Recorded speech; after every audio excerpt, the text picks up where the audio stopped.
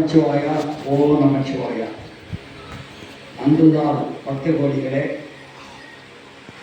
நம்முடைய இஞ்சிமேடு பெரிய மலர் மீது வீட்டிலிருந்து அருள்வாளிக்கும் திருமணி நாயகி உடன்முறை திருமணி சேரவர்களுடைய திருவருளையும் திருவருளையும் இறங்கி வந்திருக்கின்ற உங்கள் அனைவருக்கும் சகல நலமும் வளமும் தந்து எம்பெருமான் ஆசீர்வதிக்க வேண்டுமாய் கேட்டுக்கொள்கிறேன். நண்பர்களே,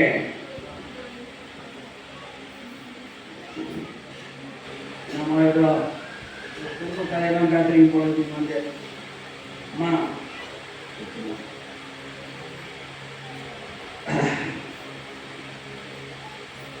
நம்ம வாழ்க்கை என்பது மிகப்பெரிய போராட்டம்.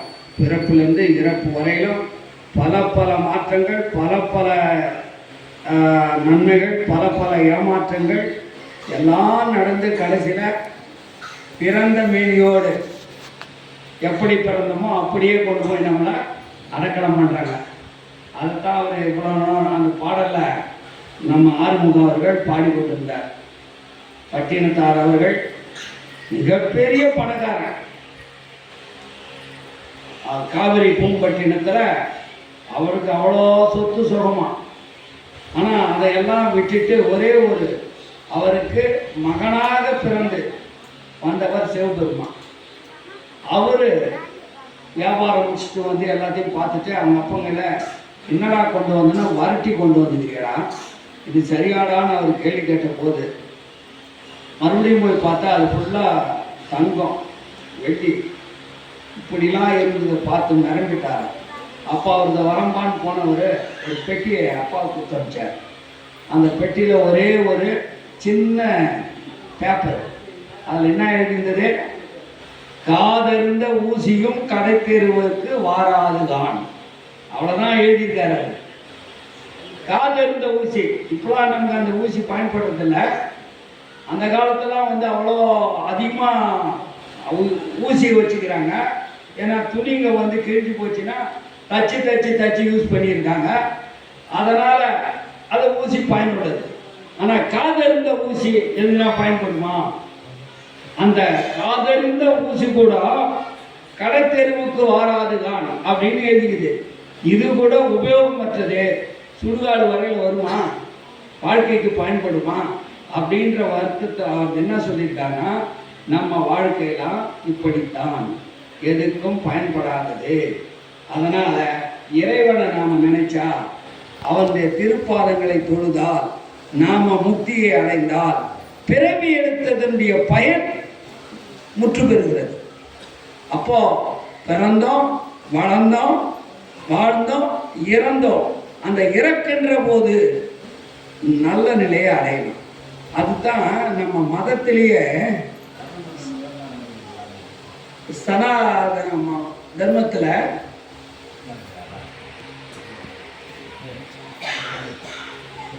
சனாதன தர்மத்தில் நல்லா சொல்லி வச்சுக்கிறாங்க. இப்போ சனாதன தர்மம்னா எல்லாரும் கேவலமாக பேசுகிறாங்க. அந்த சனாதன தர்மத்துக்கு தான் வாழ்க்கை நெறிய மனிதருக்கு போதிப்பது. ரிக்வேதம், யஜுர்வேதம், சாமவேதம், அதர்வண வேதம், இது தவிர உபநிஷங்கள் எல்லாம் இருக்குது. 18 உபநிஷங்கள் இருக்குது. பகவத்கீதை இருக்குது. இதனுடைய மொத்த சாறு பிழிஞ்சு எடுத்து தான் சனாதன தர்மம் என்பது.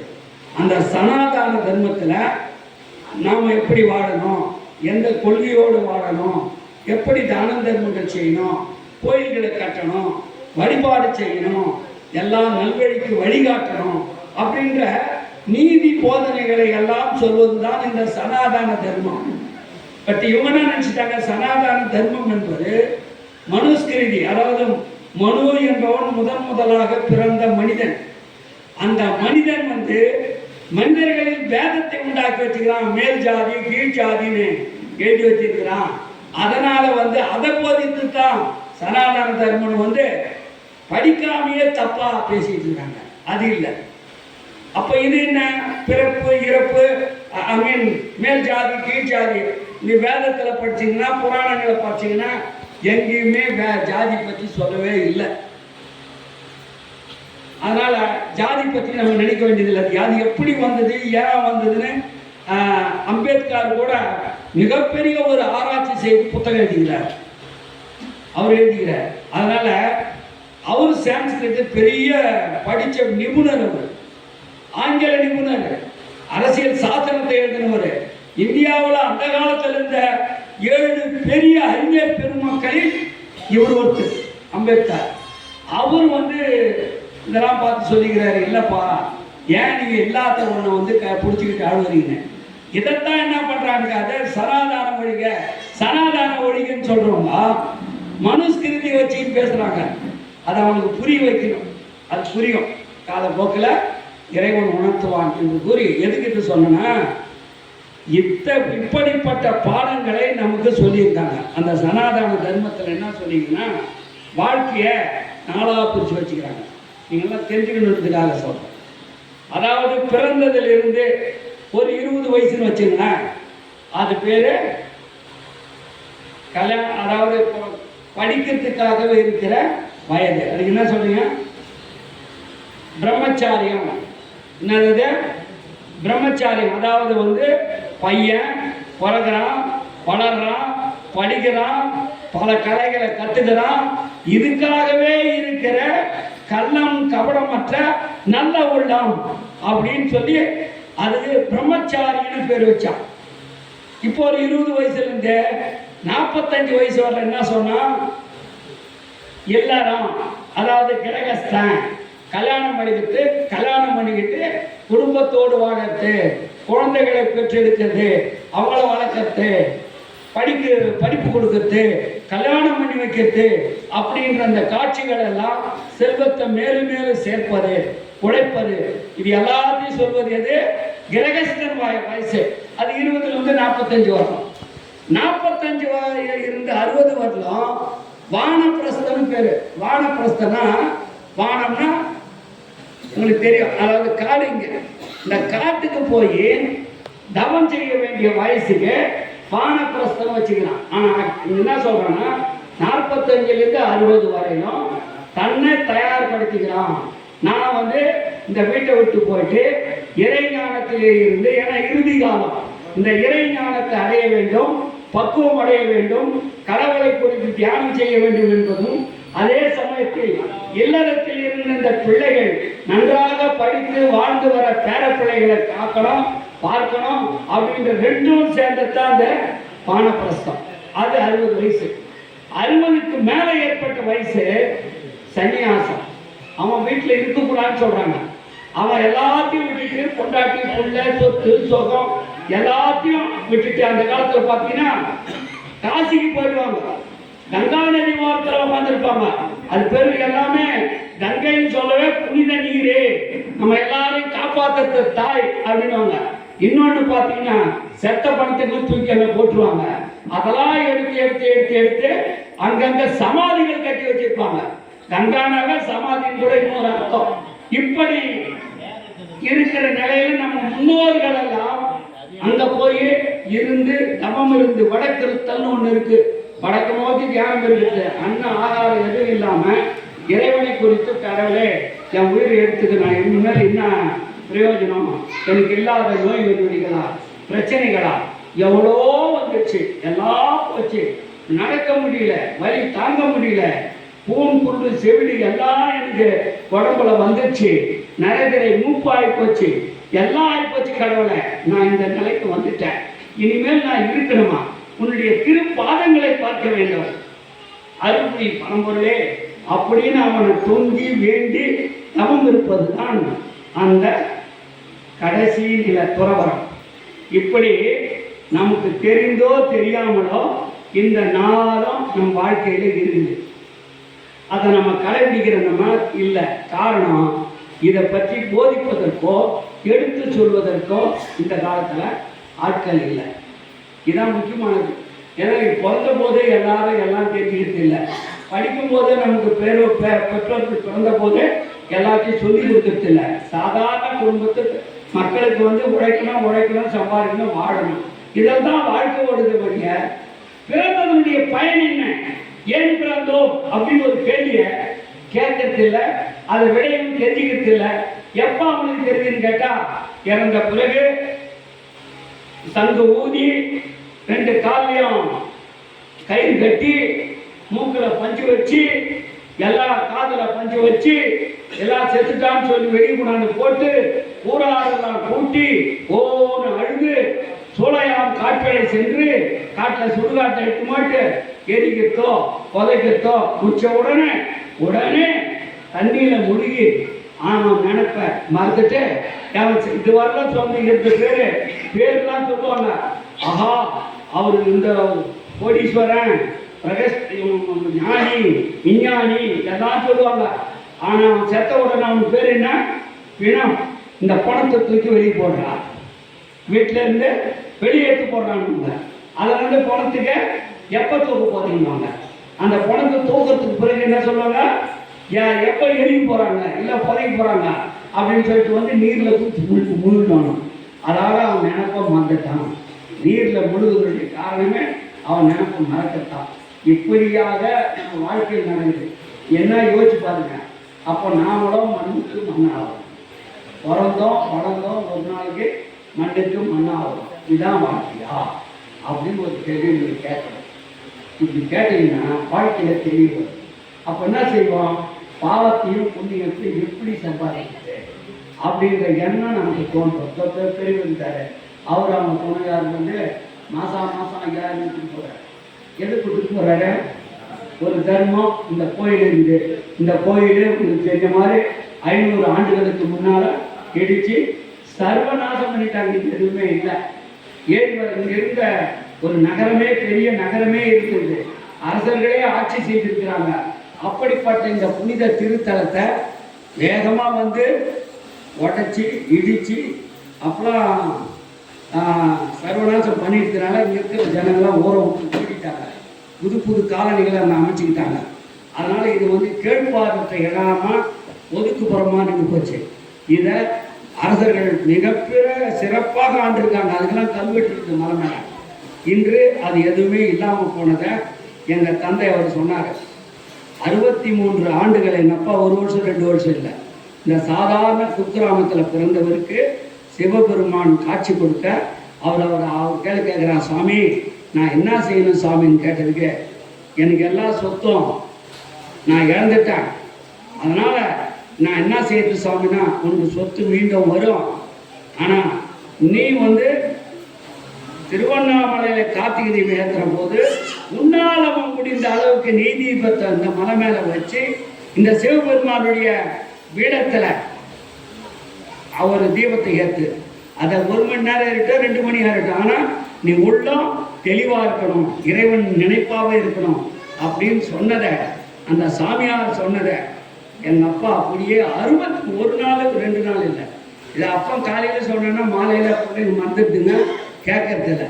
ஆனா அந்த காலத்துல இந்த மலையடி வாரத்துல ஒரு சாமியார் சொன்னதை எங்க அப்பா தன்னுடைய 1939 அதான் 39 வயசு அவருக்கு, அப்பத்திலிருந்து 1996 வரையிலும் இந்த தீபத்தை ஏற்றிருக்காருன்னா இது மிகப்பெரிய ஒரு இறை அருள். அவ்வளவு உறுதி வேண்டும், செய்யணுன்ற உணர்வு வேணும். எங்க அப்பா சொல்லுவாங்க பெரிய அண்ணன், அதாவது பெரிய அண்ணன் பிரயோஜனன் கூட எடுத்துக்கலாம். ஆனா அவர் செய்த மகத்துவம் மிக பெருசு. அதனால்தான் இந்த என் பிள்ளையா பிறந்த எனக்கு சின்ன பிள்ளையிலிருந்தே மகாபாரதம் ராமாயணம் சொல்ற மாதிரி சொல்லி இந்த கோயிலை கட்டணும்னான்னு சொல்லிட்டு வந்தார். நான் இன்னும் அதோ குழந்தை ஒன்று பட்டுக்கிட்டு அதை மாதிரியான இருந்திருப்பேன். இது எனக்கு சொல்லி இன்னாத்த தெரிஞ்சுக்க போறேன் நான். ஆனால் அவர் சொல்லியிருக்காரு.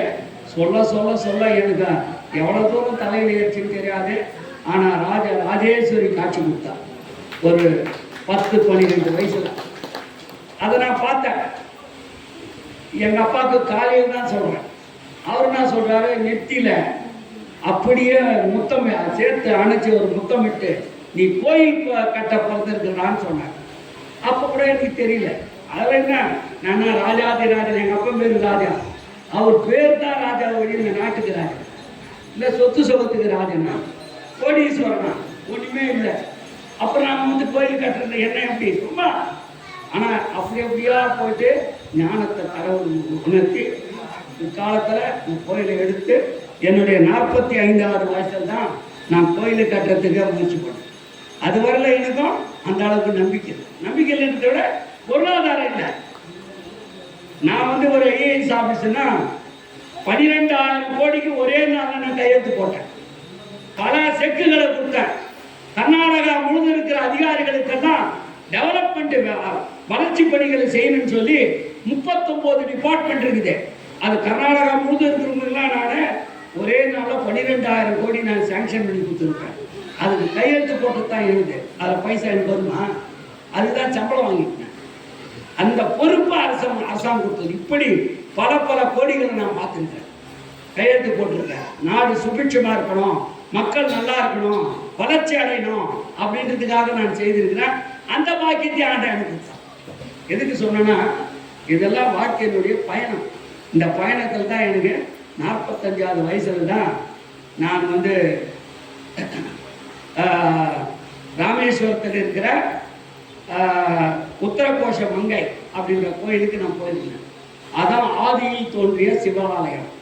3000 ஆண்டுகளுக்கு முற்பட்டதே தோன்றியதான். ஆயிரக்கணக்கான ரிஷி முனிவர்கள் அங்க இருக்கிற குளத்துல தவம் பண்ணாங்களாம். அப்படிப்பட்ட புனித திருத்தலம். அந்த கோயிலுக்கு போயிருக்கும் போதுதான் ஒரு சாமியாரு, நான் எல்லாம் பூஜைலாம் முடிச்சுட்டு அப்பெல்லாம் எனக்கு என்னன்னு கேட்டேன், ஐஏஎஸ் ஆஃபீஸர் இருந்ததுனால இங்க சீஃப் மினிஸ்டர்களுக்கு மந்திரிகளுக்கு பந்தோபஸ்து எப்படி கொடுக்குறாங்களோ அப்படி எனக்கு கொடுப்பாங்க. எங்க போனாலும் அதிகாரிகளுக்கு உண்டு. அதை போல எனக்கு நான் போன போது அங்க நான் ஒரு ஐஏஎஸ் ஆஃபீஸர்ப்பா கோயிலுக்கு வந்துக்கிறேன்னு சொன்னோன்னே எனக்கு எல்லா உரிய முறையில என்னை வந்து வரவேற்று கூட்டி சென்று எல்லா கோயில்களையும் பூஜை செய்து என்னை அனுப்பி வச்சாங்க. அப்பதான் அங்கே ஒரு கட்டை கட்டியிருக்காங்க. அதுக்கு மேலே ஒரு மரம் இருக்குது. அந்த கட்டையை என்ன போய் உட்காந்தேன். பார்த்தா ஒரு சாமியார் இருக்கார். உடனே அவர் காலில் விழுந்து நான் காலை தொட்டு வணங்கினேன். அவர் சொன்னார், சாமியார் அவருக்கு யாருக்கு எனக்கு தெரியாது, ஏதோ பார்த்த உடனே தோணுச்சு, காலில் விழுந்து வணங்கினேன். அவர் ஒரு 80 வயசு இருக்கும், வெள்ளை சட்டை வெள்ளை வேட்டி, அவர் தாடி மீசை எல்லாம் வெள்ளை. என் தாடி வேந்தர் என் கூந்தல் ஐயா. அவர் உடனே சொன்னார், அவரு என்னப்பா ரொம்ப தூரத்துலேருந்து வரியா? ஆமாம் ஐயா, பெங்களூர்லேருந்து வரேன். என்ன பெரிய ஒரு வேலை செய்யணும்னு வந்துக்கிறிய? ஆமாம் ஐயா. என்ன சிவன் கோயில் கட்ட போறியா? அவர் கேட்டது, என்ன நீ சிவன் கோயில் கட்ட போறியா? அவருக்கு எப்படி தெரியும்? நான் இருக்கிறது பெங்களூரு, அவர் இருக்கிறது இது. அப்போ ஆமாம் ஐயான்னு மறுபடியும் ஒரு நட காலில் விடுங்க. அந்த பிராப்தம் உனக்கு இருக்குதுப்பா, நீ இப்போ கோயிலை கட்டி நல்லா பேரும் போல வாங்கிடுற, சிவன் உனக்கு உடன் இருந்து உதவி செய்வான் அப்படின்னு அவர் சொல்றார். அவரே சிவன், அவரே நம்ம சொன்னார். அப்புறம் ஒரு கனியை பறித்து கொடுத்தாரு. அந்த மக்கள் இல்லை, வருஷத்துக்கு ஒரு தடவை ஒரே ஒரு பழம் தான் பழுக்கணும். அந்த பழத்தை அவரே பறித்து எனக்கு கொடுத்தாரு. ஐயா சாமி நீங்கள் சாப்பிடுங்க, நீ சாப்பிடணுண்டா, கோயில் கட்டண்டா அப்படின்னு எனக்கு கொடுத்தாருன்னா, அந்த ஞானக்கனி தான் சிவபெருமான் எனக்கு கொடுத்தது. இந்த ஞானம் தான் எனக்குள்ள அந்த அறிவாற்றலையும் கவிதை எழுதுகிற சக்தியையும் கோயிலுக்காக சிந்திக்கின்ற ஆற்றலையும். உங்களுக்கு பெரிய ஆச்சரியமாக இருக்கும், இந்த கோயிலில் நீங்கள் ஏறி வரீங்கள படி இருக்கிற கோயில், இதுக்கெல்லாம் சபதி பண்ணதில்லை. நானாக போட்ட பிளான் தான், நானாக செய்த வேலை தான். நான் சொன்னபடி தான் சபதி வேலை செய்யணும்னு சொன்னேன். இன்னைக்கு அழகாக இருந்தா இல்லையா? மிகப்பெரிய சபதி பண்ணுற வேலையை விட நான் பண்ணியிருக்கேன்னு அது நான் பண்ணல, இறைவன் என்னுள் இருந்து இருக்குகிறான். அப்படியா இந்த கோயில் அமைஞ்சிருக்குது. எதுக்கு சொல்கிறேன்னா, ஒரு சில நேரத்தில் நீங்கள் யாரோ கூட பேசுகிறாங்க, யாருக்குள்ளாவோட பேசுகிறாங்க, அவருக்கு என்ன தகுதி இருக்குது அப்படின்னு சொல்லி தேடிட்டு போனீங்கன்னா இந்த விஷயம் தான் வரும். அப்போ என் வாழ்க்கையில் என்னென்ன சம்பவங்கள் நடந்துருக்குது, அது எந்த விதத்தில் உங்களுக்கு வந்து ஒரு விழிப்புணர்ச்சி உண்டாகும், எழுச்சி உண்டாக்கும், நீங்களாம் அதே மாதிரி செய்யணுன்ற ஒரு உணர்ச்சி உண்டாக்கும். நம்மளால முடியலாம், நம்ம வாரிசுகளாகலாம், சந்ததிகளாகலாம், அந்த நிலையில வந்து பக்குவப்படணும் அப்படின்ற எண்ணத்தை உண்டாக்கும். அதுதான் இந்த பகுதியில எனக்கு தெரிஞ்சு இந்த கோயில் கட்டின பிறகுதான் ஒரு பெரும்பாலான சிவாலயங்கள்லாம் அதன் பிறகுதான். ஏன்னா அதுவரையில் என்ன நினைச்சிருந்தாங்கன்னா, சிவபெருமான் வந்து அவர் வந்து தத்தாஸ்தன் வரம் கொடுக்கறதுக்கு முன்ன அப்படியே சும்மா இருப்பாராம். தியானத்தில் இருப்பாராம், நெருப்பு மயமா இருப்பாராம். அவரை தொட்டா நாம பொசுக்கி போயிடுவோம், அவரை தொடக்கூடாது அப்படின்ற ஒரு பயம் வேற இருந்தது. இது வேற சிவன் சொத்து, குலநாசன் வேற சொத்து சொல்லி வச்சுக்கிறாங்க. அப்படிப்பட்ட நிலையில மக்கள் போறதில்லை, வரதில்லை, தொடரதில்லை. ஆனா நான் வந்து ஃபர்ஸ்ட் டைம் இங்கிருந்த சிவலிங்கத்தை தூக்கி வச்சது மட்டும் இல்ல, தூக்கி தலைமையில வச்சுன்னு வந்து என்ன பிரதிஷ்டாபனம் பண்ணோம். அப்படி பண்ணதுனால மக்கள் பார்த்தாங்க, ஏன் என் மனைவி எங்க அக்கா ஐயோ நீ தூக்காது செத்து போயிடுனாங்க. சிவன் கோயில் கட்டினாலே செத்து போயிடுன்ற ஒரு எண்ணம் பெரும்பாலான மக்கள் மனதில் இருக்குது. அதனால கோயில்களே இல்லை. ஆனா நான் வந்து அந்த மாயையை, அந்த எண்ணத்தை உடைத்து சிவபெருமான் இருக்கிறான், நமக்கு என்ன ஆகுதுன்னு சொல்லி எடுத்து பண்ண பிறகு இந்த கோயிலை கட்டணும். இப்போ கோயில் எனக்கு இந்த கோயிலை விட பல கோயில்கள் நான் இப்போ போறேன், திருச்சி வரையில போறதுக்கு போறேன். 2 பக்கமும் எவ்வளோ கோயில்கள் வந்து சின்ன சின்ன கோயில்கள். அப்படின்னா நம்ம மூதாதையர்கள் அந்த காலத்துல கோயில் கட்டினாங்களா, இல்ல செத்தமொழிகள்லாம் சின்ன சின்ன சிவலிங்கத்தை அந்த அப்பா செத்துட்டாரு அம்மா செத்துட்டாரு அவங்க மேல வச்சாங்களா, அது இப்போ வந்து கோயில் அன்னைக்கு தெரியுதா அப்படின்னு எனக்கு புரியல. அவ்வளோ கோயில்கள் வந்துருக்கு, நீங்க கூட பாத்தீங்கன்னா தெரியும். அதனால சிவன் தான் உலகத்துக்கு முதற் கடவுள், தான் தோன்றி கடவுள். எப்படி தோன்ற அப்பா அம்மா இல்லாதவனே. அதனாலதான் நாம சொல்றது அம்மையே அப்பான்னு அவரை கூப்பிடலாம்.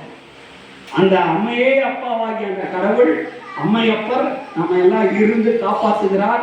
அதைத்தான் நான் உள்ள உருகி பல பாடல்களாக எழுதியிருக்கிறேன். அது கேசட்டாகவும் ஆயிருக்குது, பென்ட்ரைவாகவும் ஆயிருக்குது. இதெல்லாம் இன்னைக்கு ஆனந்தையர் சொன்னார். காலையில பார்க்குறேன் 6 மணிக்கு இஞ்சிமேடு சிவன் கோயில் போகுது.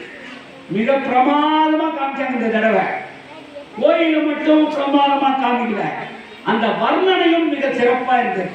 இந்த கோயில் தான் என்ன, எப்படி தோன்றியது, எப்படி வளர்ந்தது, இதனுடைய அருமையின் பெருமையை நான் சொல்றதுல மிக முக்கியமாக சொன்னது வந்து இங்க இருக்கிற ஒரு தர்பைப்பொருள்.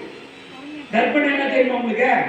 சந்திரகிரகணம் வந்தது, சூரிய கிரகணம் வந்துச்சுன்னா தர்ப்பப்பொருள் எங்க இருந்தாலும் போய் எடுத்துட்டு வந்து எல்லா பொருளையும் பதார்த்தத்திலையும் போடுவோம். எதுக்கு? சீட்டா இருக்கக்கூடாது, நம்ம பொருள்லாம் கட்டுக்கூடாதுன்னு. அது போட்டா அவ்வளவு சத்தியம். அந்த தர்ப்பப்புள்ள இங்க வளர்ந்தது. அதை வச்சுதான் இறந்தவர்களுக்கு வந்து திதி கொடுக்குது. பிண்ட தர்ப்பணம் பண்றேன்னு சொல்றோம் இல்லையா, நீட்டாக்கறன்னு சொல்றோமே, அதெல்லாம் முதல் அந்த தர்ப்பப்புள்ள வச்சு இங்க தான் சிலாதார முனிவர் என்ற முனிவர் இங்க தொடங்கி வச்சாதான் அதான் அமாவாசை. அது ஆரம்பம் ஆன இடமே இஞ்சிமேடு பெரிய மலை சிவன் கோயில் தான்.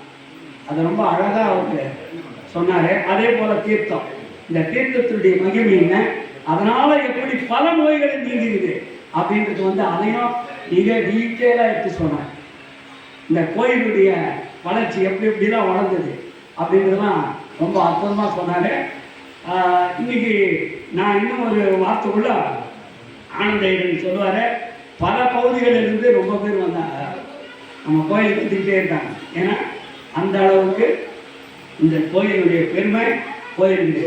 இந்த தடவை இந்த சிவகுருநாதா பாட்டு நம்ம பாடிக்கணும். அந்த பாட்டையும் அந்த சிவன் இந்த சன் டிவியில் இன்று போட்டு காமிச்சாங்க, பாடி காமிச்சாங்க, பாடினாங்க. அந்த மாதிரி இருந்துச்சு. நான் எதுக்கு இதெல்லாம் சொல்றேன்னா, எந்த புத்துல எந்த பாம்பு இருக்குதுன்னு சொல்ல மாட்டாங்க, தெரியாது நம்ம. அதுபோல யாரார்களை என்னென்ன ஞானம் இருக்குன்னு நமக்கு தெரியாது.